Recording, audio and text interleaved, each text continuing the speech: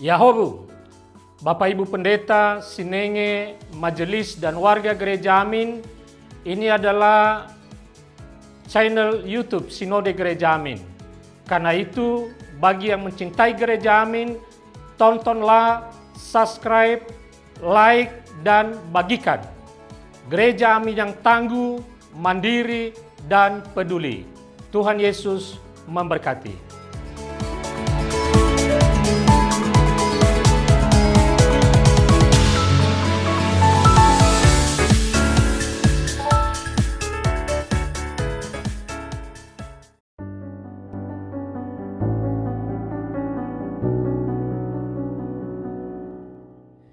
Shalom rekan muda yang dikasih Tuhan, kembali berjumpa dengan saya Pendeta Albert Markus Punterdewo di acara Youth for Christ pada hari ini.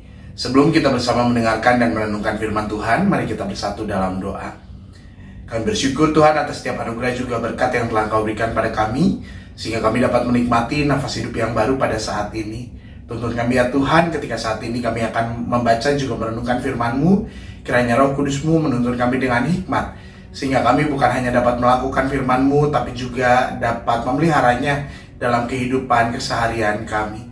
Di dalam nama Kristus kami berdoa dan bersyukur. Amin. Nah, rekan muda yang dikasih Tuhan, tema kita pada hari ini adalah memuliakan Allah.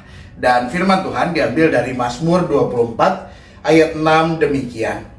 Inilah rombongan orang yang menanyakan Dia, yang mencari wajah-Mu ya Allah Yakub. Nah, rekan-rekan muda yang dikasih Tuhan, mungkin kita pernah dengar perkataan semacam ini dari teman kita. Mungkin dari orang yang ada di sekitar kita. Ada yang bilang bahwa, kita kan sudah dapat keselamatan dari Tuhan.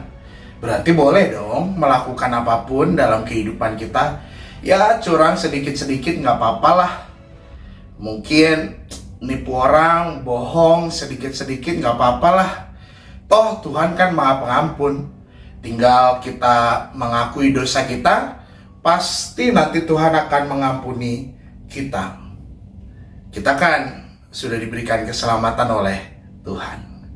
Nah, rekan muda yang dikasih Tuhan, apakah betul perkataan seperti itu dalam keseharian kehidupan kita sebagai pemuda Kristen? Betul, Tuhan adalah sosok yang pengampun. Betul, Ia memberikan keselamatan kepada kita.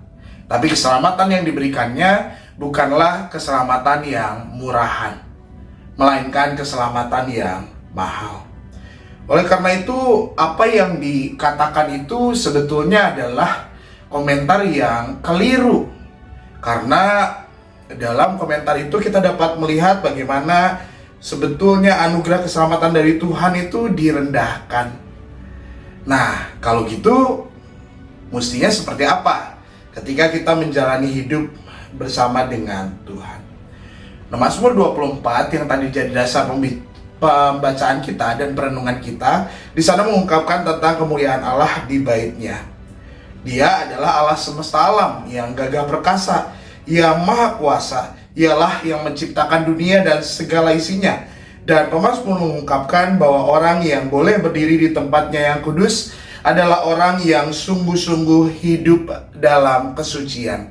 Atau menurut pemazmur, orang yang suci hatinya.